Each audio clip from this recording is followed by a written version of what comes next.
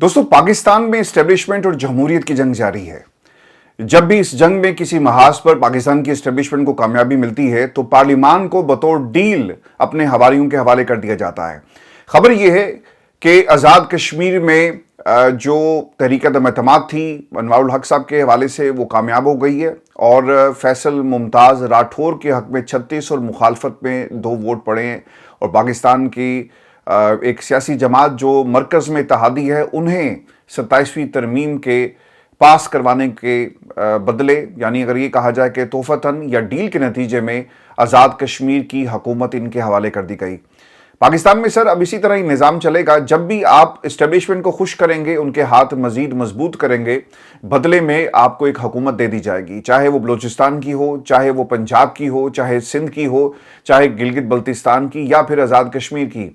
अब खबरें ये भी आ रही हैं कि अगला टारगेट इनका गिलगित बल्तिस्तान है, जहां पर पाकिस्तान पीपल्स पार्टी को हुकूमत दी जाएगी और इस्टेब्लिशमेंट एक तरह से इस जंग में जीतने के बाद ताकत के बलबूते पर ये इन्हें नवाज रही है। आज पाकिस्तान में सर एक सवाल जो हर दूसरा शख्स आपसे पूछता है और आपके जहन में भी होगा कि इस निज़ाम को कैसे हराया जाए, क्या तरीकाकार है। पाकिस्तान की पार्लिमान में 2/3 अक्सरियत कैसे हासिल की जाए। पाकिस्तान तहरीक इंसाफ जिसमें आपको सैकड़ों के हिसाब से धड़े मिलेंगे, और जब मैं ये बात करता हूँ ना कि सैकड़ों के हिसाब से, तो आप इसे काउंट भी कर सकते हैं। तहरीक इंसाफ के अंदर, तहरीक इंसाफ के बाहर, इंटरनेशनल चैप्टर्स, इंटरनेशनल चैप्टर्स के अंदर सहाफ़ियों ने अपने धड़े बना लिए, लोगों ने अपने धड़े बना लिए और हर शख्स का ये ख्याल है कि वो इमरान खान की तहरीक को बेहतरीन अंदाज में चला सकता है, मगर असल अज़ाइम इनके कुछ और होते हैं। तो इन हालात के अंदर क्या रास्ता है जो इख्तियार किया जाए। देखें, एक चीज़ थी इनकलाब, और 27वीं तरमीम के आने से पहले वकला से ये एक्सपेक्ट किया जा रहा था कि वो रास्ते रोकेंगे, निकलेंगे, इन रास्तों पे 27वीं तरमीम को रोन देंगे। लेकिन सर वकला तहरीक ना 27वीं तरमीम से पहले शुरू हुई, ना 26वीं तरमीम से पहले शुरू हुई, बल्कि एक एक फ़र्द को पाकिस्तान में हुकूमतों ने ख़रीद लिया।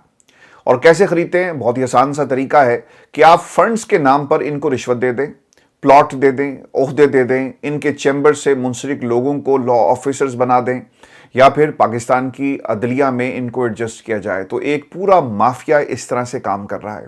तो सर ये इनकलाब कैसे आएगा? वो लोग जिनका ताल्लुक वकला बरादरी से है, जब वो अपने सामने ये तमाम ऑफर्स देखते हैं ना, तो सर वहाँ पे आपका ना ईमान डगमगा जाता है और लोग अब बाहर नहीं निकल रहे। इसकी एक ताज़ा मिसाल मैं आपको दे देता हूँ कि आज इन्होंने ऐलान किया कि हम पंजाब असम्बली से हाई कोर्ट तक या हाई कोर्ट से पंजाब असम्बली तक आएंगे। तो लोग सर नहीं निकले, सलमान अकरम राजा साहब नहीं पहुंचे और फिर उन्होंने इसको पोस्टपोन कर दिया।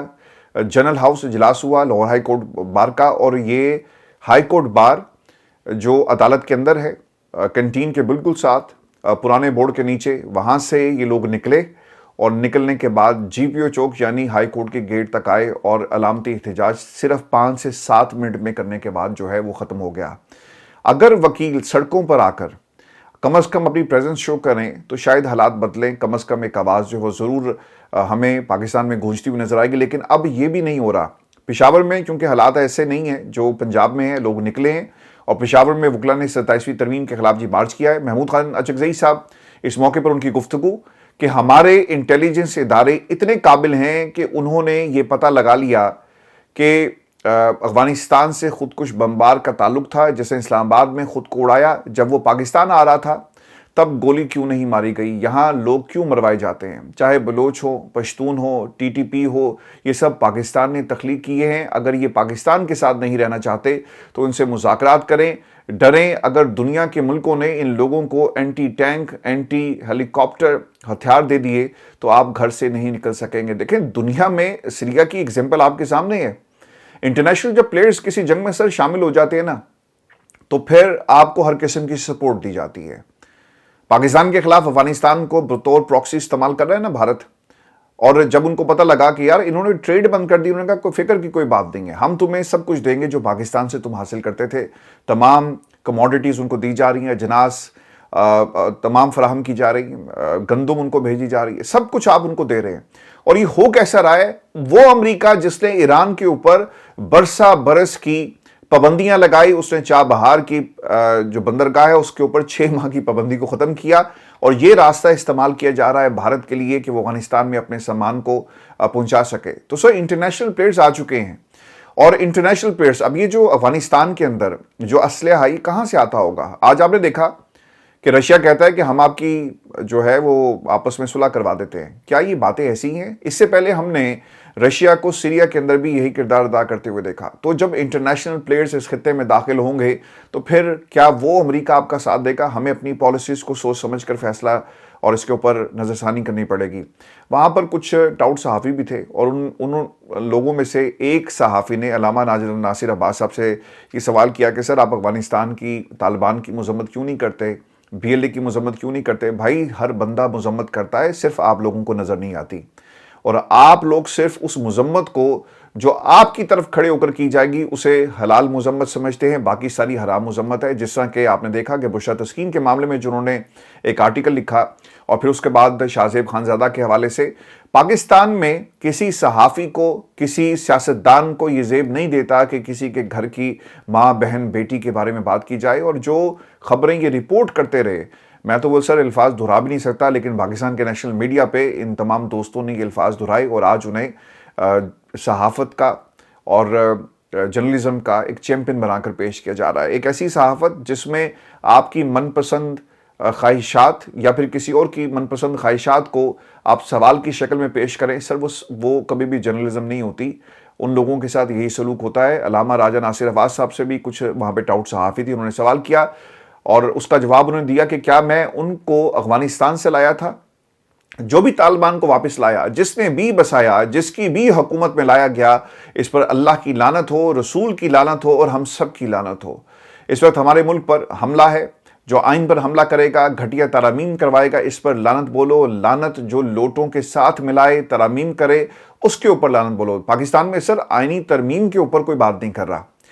میری آج ٹیلی ویژن چینل میں ایک بات ہوئی، اب تو خیر نام لینا بھی مناسب نہیں کیونکہ ان دوستوں کے لیے مشکلات پیدا ہو جاتی ہیں اور وہ پھر تانے بانے تلاش کرتے ہیں کہ اچھا یہ بندہ کس چینل پہ کام کرتا رہا ہے، اس کی لوگوں کو چیک کرو، ان کے روابط کس کے ساتھ ہے. تو ان کے لیے مشکل وقت شروع ہو گیا. دو ہمارے ایسے بہت ہی پیارے دوست ہیں، ان کو اپنی نوکری سے بھی ہاتھ دھونا پڑا.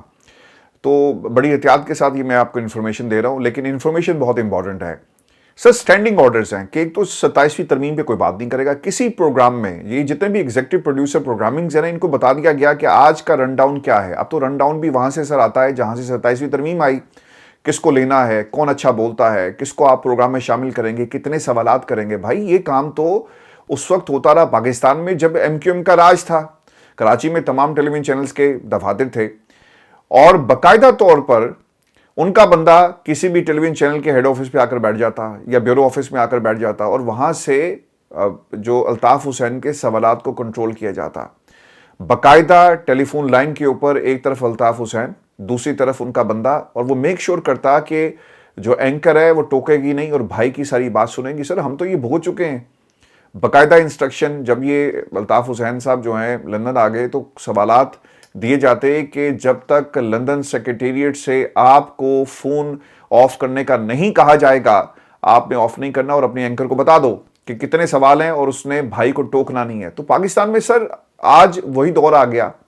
جو کچھ ایم کیو ایم کرتی رہی ہے کراچی میں ٹیلی ویژن چینلز کے ساتھ، اور یہ وجہ تھی کہ بہت سارے ٹیلی ویژن چینلز کو جب ان کا عروج تھا انہیں اسلام آباد میں اپنے آفیسز کو شفٹ کرنا پڑا، لاہور میں شفٹ کرنا پڑا، کیونکہ وہ کراچی میں رہتے ہوئے الطاف حسین کے بندوں سے پنگا نہیں لے سکتے تھے. تو آج پاکستان میں ایک تو سر پروگرامنگ ختم ہو رہی ہے. آپ دیکھیں گے بہت سارے بڑے بڑے نام اب اپنے یوٹیوب چینلز کو کھولیں گے. جو ہمیں کہتے تھے نا یوٹیوبر نہ جانے کیا کیا نام آپ لوگوں نے رکھے. اب دیکھیں یہ سلسلہ میں نے 6 سال پہلے شروع کیا اور پاکستان میں بہت کم ایسی آوازیں تھیں، بلکہ نہ ہونے کے برابر تھی، جو باہر سے بیٹھ کر پاکستان کی سیاست کے اوپر، پاکستان کے حالات کو اور باؤ جی کی سیاست کا آپ کے سامنے لے کر آ رہے تھے. سر اب یہ سارے ایک ایک کر کے نا یوٹیوب کے اوپر آئیں گے اور یہاں بھی. اور میرا آپ تمام دوستوں سے ہمیشہ یہ مطالبہ بھی رہا، ریکویسٹ رہی کہ یار ان چینلز کو آپ ان کا بائیک آؤٹ کریں. اب یہ کر کیا رہے ہیں؟ عمران خان کی تصویر لگا کر نا، پالیسی کسی اور کی ہے لیکن چونکہ ویوز آتے ہیں انہوں نے لوگوں کو بیوقوف بنایا ہوا ہے. عمران خان کی تصویر لگائیں گے اور خبریں یوٹیوب کے اوپر ان چینلز کے پلیٹ فارمز پہ آپ کو ایسا لگے گا کہ یہ عمران خان کے سچے حامی اور صحیح خبریں دے رہے ہیں. ایسا نہیں ہے.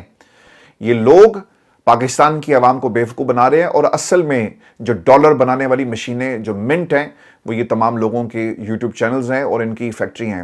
دوستو آئین متفقہ نہیں رہا. आइन मुतनाज़ बन चुका है पाकिस्तान में। पाकिस्तान आइनी बुहरान का शिकार हो चुका, लोग मर रहे हैं, खून बहाया जा रहा है, जुल्म हो रहा है, आइन पर जुल्म किया जा रहा है, कानून पर जुल्म किया जा रहा है, अवाम पर जुल्म हो रहा है। और इस पे पाकिस्तान की अवाम ने किसका साथ देना है? ये सवाल है अल्लामा राजा नासिर अब्बास का, जिन्होंने ये तरमीम की उन्होंने दीन और इस्लाम से बगावत की, जिन्होंने वोट किए उन्होंने दीन और इस्लाम से बगावत की। ये नहीं होना चाहिए कि काश कुरान और सुन्नत के मानने वाले किसी को ताहयात इस्तिस्ना ना देते, ये कुरान और सुन्नत के बागी हैं। दोस्तों, ये इस्तिस्ना तो अल्लाह के वलियों के लिए भी नहीं था, जो मिट्टी के पुतलों ने अपने लिए जिसका इंतखाब कर लिया एक तरमीम करके। ये पाकिस्तान में आपके टेलीविजन चैनल के प्रोग्राम्स का रनडाउन है। आज हिम्मत कीजिए, शहजाद ने ये सवाल किया शाजिया मरी से कि मैडम ये ज़रूर बता दें कि ये ताहयात इस्तिस्ना की ज़रूरत क्यों महसूस हुई। मैं आपके सामने आज ना आगे चलकर एक पूरी लिस्ट आपको बताऊंगा उन कवानीन की जो इस इंसान की तारीख में ऐसे कवानीन आए, और ये कवानीन जो आपको आज पाकिस्तान में नज़र आ रहे हैं, दुनिया के किस किस मुल्क में। हमने एक रिसर्च किया, मैं आपको आगे चलकर बताऊंगा। लेकिन शहजाद ने कहा कि मैडम ये बताएं, तो उन्होंने कहा जी कि बहुत सारे ममालिक के अंदर ऐसा हो रहा है। आपने शरीयत को देखना है, आपने इस्लाम को देखना है, या आपने किसको देखना है?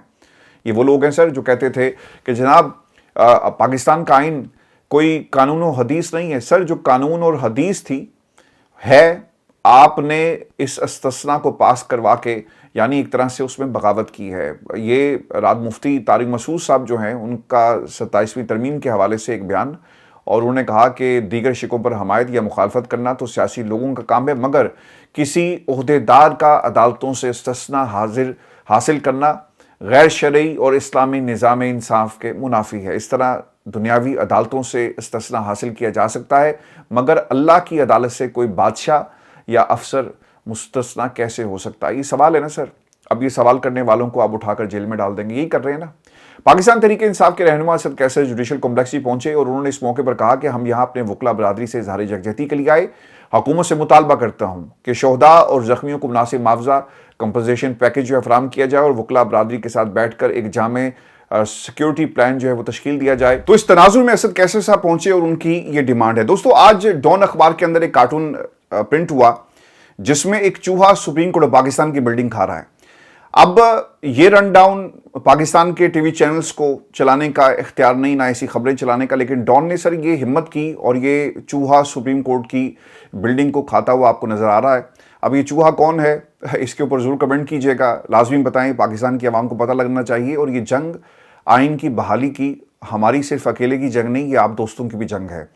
पाकिस्तान के अंदर सर ये जो डॉन अखबार का डीएनए है ना, इसको तब्दील करने की कोशिश की जाती है, लेकिन अगर आप डॉन को बाकी इनके जो अंग्रेजी अखबारात का एक कंपैरिजन करें, तो जब बुशरा बीबी के ऊपर कीचड़ उछाला जा रहा था या मुल्क के अंदर 27वीं तरमीम के हवाले से कोई बात नहीं कर रहा था, तो इनकी हेडलाइंस में और इसके साथ साथ बाकी अखबारात की हेडलाइंस में आपको ज़मीन आसमान का फ़र्क नज़र आएगा। तो आज भी आपको डॉन के एडिटोरियल्स के अंदर पाकिस्तान की इस्टेब्लिशमेंट के ऊपर तनकीद नज़र आती है। तो एक डिफरेंट सहाफ़त ये आज भी बरकरार रखे हुए हैं। तो ये कार्टून प्रिंट करना ऑब्वियसली इन दोस्तों के लिए मुश्किल वक्त जो है वो शुरू हो सकता है। मुश्किल वक्त कैसे शुरू होता है? आप कागज़ को बंद कर दें, आप इश्तिहारात को बंद कर दें, आप जो आपके पैसे फंसे हुए हैं उनको देने से इनकार कर दें। सर इसी तरह है ना, या किसी को धमकी दें और ख़बरें जो हैं वहाँ पे आपको ना मिलें, एक्सेस रोक दिया जाए, यही पाकिस्तान में सहाफ़त में हो रहा है। सर हमने इस कार्टून को जिन्होंने प्रिंट किया, इसकी मैंने वीडियो बनाकर आप दोस्तों के साथ शेयर किए, ज़रूर देखिएगा, इसे एंजॉय करें और इस पर ज़रूर कमेंट कीजिएगा। दुनिया की कानूनी तारीख ऐसे फैसलों से दोस्तों भरी पड़ी है जिन्होंने अवाम को तहफ़्फ़ुज़ देने की बजाय उन्हीं के हकूक़ को महदूद किया। मुख्तलिफ मुल्कों में कवानीन इंसाफ के लिए नहीं बल्कि ताकत के तहफ़्फ़ुज़ के लिए इस्तेमाल होते रहे। ये जो कानून है ना सर, ये गरीबों और कमज़ोर के हकूक़ को तहफ़्फ़ुज़ देने के लिए बनाया गया, और ये कानून गरीबों की पैदावार है, यानी गरीबों के लिए बनाया गया, गरीबों ने बनाया ताकि हुक्मरान उनके खिलाफ अपनी ताकत को इस्तेमाल न कर सके। दोस्तों, इंसान की तारीख में आपको ऐसे ना जुल्म की बहुत सारी दास्तानें मिलेंगी जहां पर कानून को हथियार बनाकर अपने ही लोगों के खिलाफ इस्तेमाल किया गया, और ये सिर्फ फर्द वाहिद की ख्वाहिश थी। कुछ फर्द वाहिद की प्रॉक्सीज हैं जो अपने मकासद को हासिल करने के लिए ऐसे कवानीन बनाती हैं। जो पहली एग्जाम्पल आपके सामने मैं रखने जा रहा हूं वो है जनूबी अफ्रीका का अपार्थाइड निज़ाम। अब ये कानून था क्या? नस्ल को कानून बना दिया गया। एक इंसान की जिल्द के रंग पर उसकी पूरी जिंदगी की कीमत लगती, स्याह फार्म शहरी शहरी नहीं समझे जाते, जेलें, पाबंदियां, शनाख्ती पास, सब कुछ सिर्फ उन पर लागू था। कानून इंसाफ नहीं कर रहा था, सिर्फ ताकत की नस्ल परस्ती की हिफाजत कर रहा था। नंबर 2 जो है वो है जर्मनी के नर्बर्ग कवानीन। ये वो कवानीन थे जिन्होंने यहूदियों को शहरी नहीं मसला बना दिया। शादियों पर पाबंदियां, पेशों से बेदखली, जदादें उनकी जब्त कर ली गई और कानून ने जुल्म को बाकायदा निज़ाम बख्शा। यहाँ कानून अदालत नहीं था, हिटलर की मर्जी का एक अलाकार था। हिटलर ने उनके खिलाफ जो कुछ किया वो आपके सामने। ये अलग बात है कि आज फ़लस्तीनियों के साथ पूरी दुनिया में जो कुछ हो रहा है और फ़लस्तीन के अंदर पिछले कई दहाइयों से जो बम गिराए जा रहे हैं, आज इन यहूदियों को अपना वक्त याद नहीं कि माजी में इनके साथ क्या हुआ। लेकिन इंसान अपनी तारीख से सर कुछ नहीं सीखता, अपने ऊपर होने वाले जुल्म से कुछ नहीं सीखता। जब वक्त बदला इन्होंने उसी चीज़ को बतौर हथियार इस्तेमाल किया। तीसरी चीज़ है जी कदीम रोम में पेट्रिया पोटेस्टास। और ये है क्या? घर का बाप कानूनी तौर पर अपनी औलाद और अपनी बीवी पर मुकम्मल इख्तियार रखता था, यहां तक कि जिंदगी और मौत का फैसला भी उसी के हाथ में। अगर उसने बाप ने कह दिया ना कि इसको मार दो, तो ये फिर हर्फ आखिर है, उसको मार दिया जाता। कानून खानदान का मुहाफिज नहीं, खानदान का मालिक था। नंबर 4 के ऊपर है जी बरतानवी नौबियाती कवानीन, खासतौर पर हिंदुस्तान में रोलेट एक्ट 1919। अगर आप इसे पढ़ें, और इसकी बहुत सारी बाकियात आपको इंडिया में भी मिलेंगी, बांग्लादेश में भी मिलेंगी, पाकिस्तान में तो खैर बहुत सारे कवानीन ऐसे आ गए कि बगैर मुकदमे के गिरफ्तारी, बगैर सबूत के जेल, बगैर जज के सजाएं। ये कानून आवाम को जुर्म साबित होने से पहले मुजरिम मान लेता था। देखिए ना, पाकिस्तान में आप लोगों को उठाते हैं 5-5 साल, 10-10 साल आपने जेल में रखा और उसके बाद आप कहते हैं हाँ यार गलती हो गई, प्रोसिक्यूशन की गलती थी। अच्छा, 5 साल तो मैंने आपको एक छोटा अरसा बताया। यहां पर तो ऐसे लोग भी मौजूद हैं जिन्होंने अपनी सारी जिंदगी जेल में गुजार दी और सुप्रीम कोर्ट ऑफ पाकिस्तान ने उनको मरते वक्त ये कहा कि हमसे गलती हुई और जो सबूत मौजूद थे वो गलत थे। जलियांवाला बाग जैसे वाकयात इसी ज़हनियत की पैदावार थे। नंबर 5 अमेरिका के जिम क्रो कवानीन, स्याह फार्म शहरियों के लिए अलग बसें, अलग स्कूल, अलग पानी, अलग कब्रिस्तान। कानून ने तफरीक को कुदरती असूल बनाकर पेश किया। अदालतें कहती रही कि सेपरेट बट इक्वल, ये बाकायदा तौर पे जो ऐलान किया गया, और हकीकत ये थी कि अलग सब कुछ मिला मगर बराबरी के असूल के मुताबिक आपको कुछ नहीं दिया गया। और दोस्तों, पाकिस्तान, चाइना, आपको यहाँ पे भी एक टिपिकल एग्जाम्पल जो है इस हवाले से मिलती हैं। मिसाल के तौर पर चीन का सोशल क्रेडिट सिस्टम, कानूनी ज़ाब्ते का नाम लेकर रियासत ने लोगों को एक स्कोर में तब्दील कर दिया, यानी आपकी क्रेडिट रेटिंग्स क्या हैं।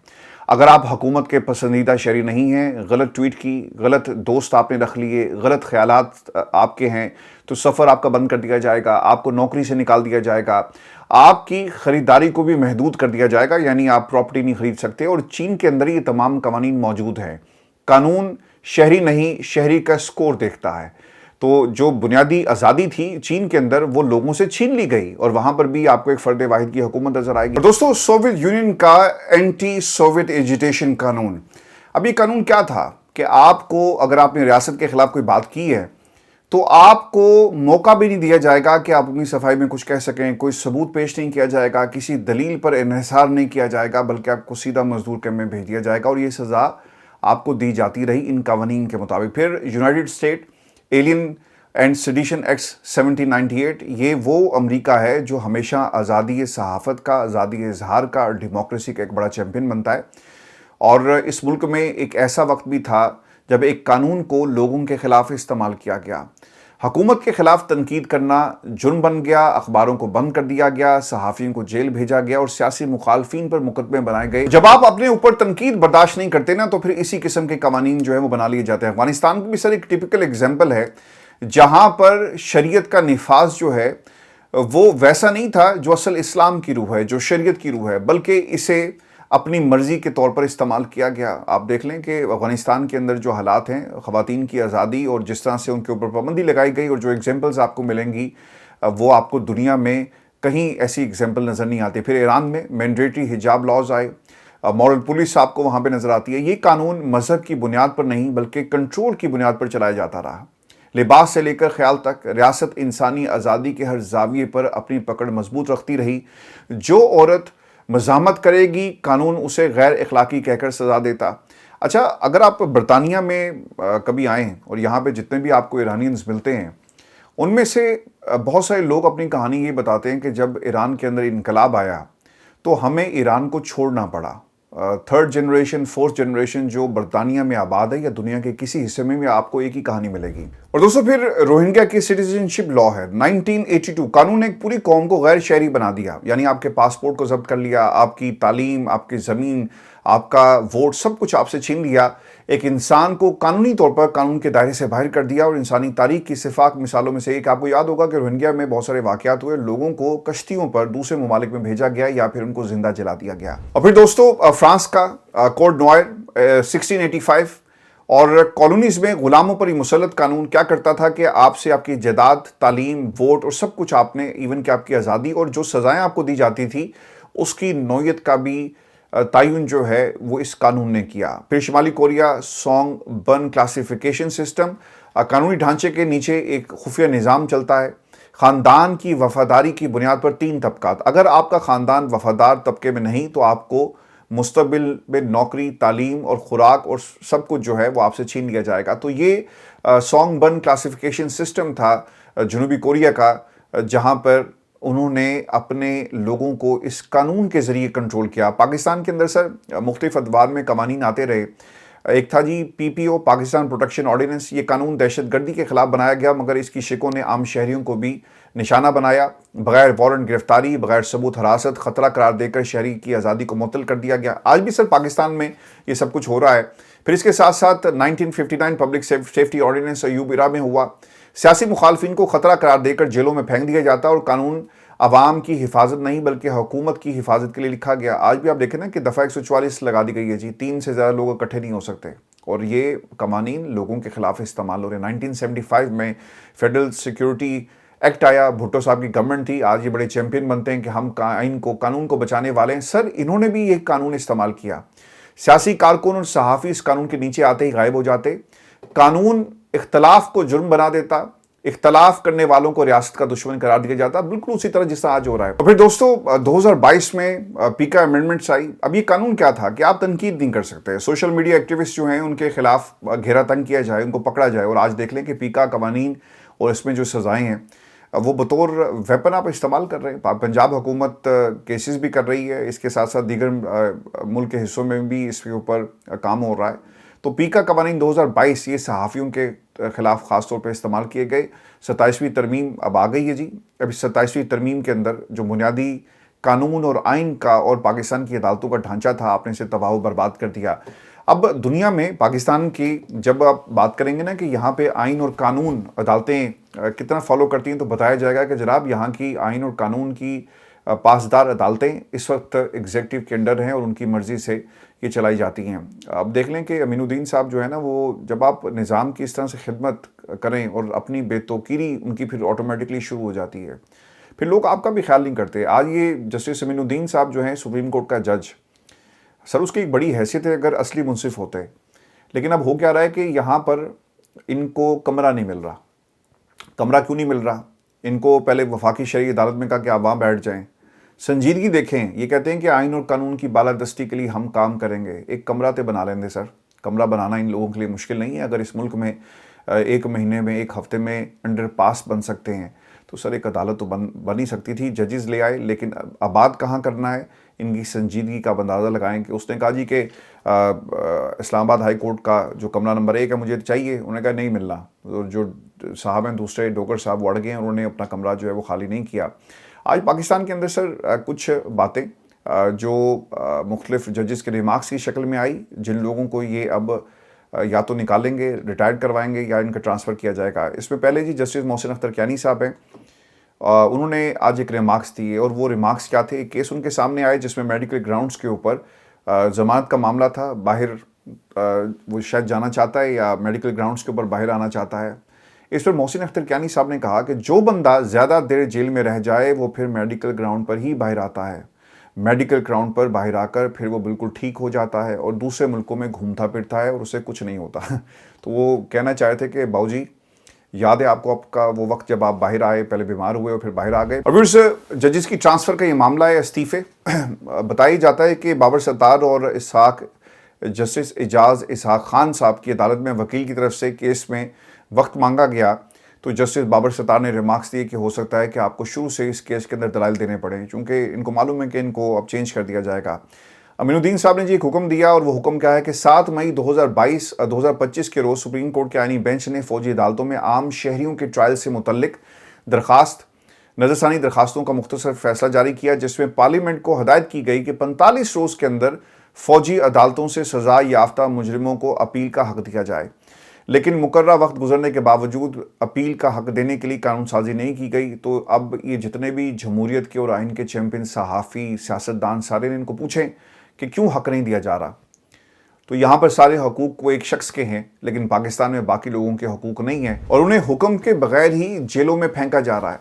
22 सितंबर 2025 के रोज़ सुप्रीम कोर्ट ने केस का तफसीली फैसला जारी करते हुए एक बार फिर पार्लियामेंट से इल्तिजा की कि इदारा जाती एहतराम को बलहूज़ खातिर रखते हुए 45 रोज़ के अंदर फ़ौजी अदालतों से सज़ा याफ्ता मुजरिमों को आज़ादाना अपील का हक दिया जाए। वो कहते हैं कि सर, अगर आपको बुरा ना लगे तो हम कुछ अर्ज़ करना चाहते हैं। सर, ये जो आज कार्टून बनाया ना, ये कार्टून बिल्कुल ठीक है, यानी एक चूहा पूरे निज़ाम को खा रहा है। ये सिर्फ सुप्रीम कोर्ट का मामला नहीं है, उसने सबको खा लिया और आहिस्ता आहिस्ता शायद जब उसे ज़्यादा भूख लगेगी तो वो अपने वजूद को भी खा ले। और दोस्तों, ये हालात हमारे अपने क्रिएट किए हुए हैं।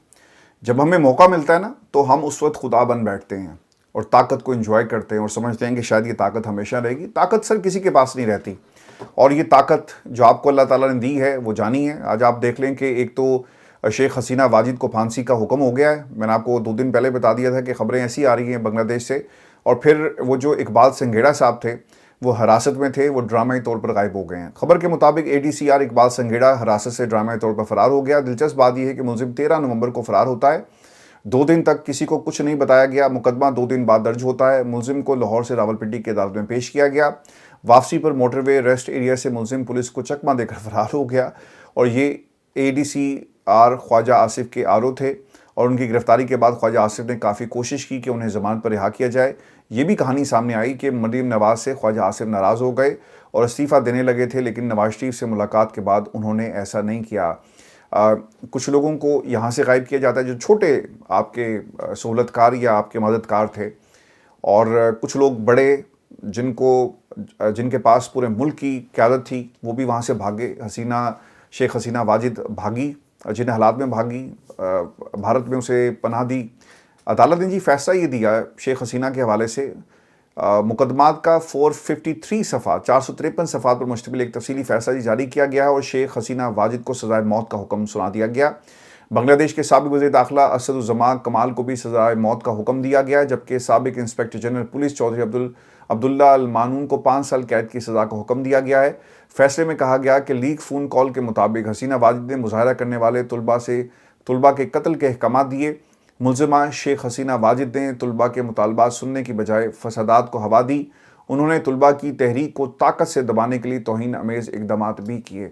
तो यही सर हालात हैं पाकिस्तान के और पाकिस्तान से बाहर के। अपना ख्याल रखिएगा। आपसे अगली वीडियो में जल्द मुलाकात होगी। इजाज़त दीजिए। अल्लाह ने के बाद।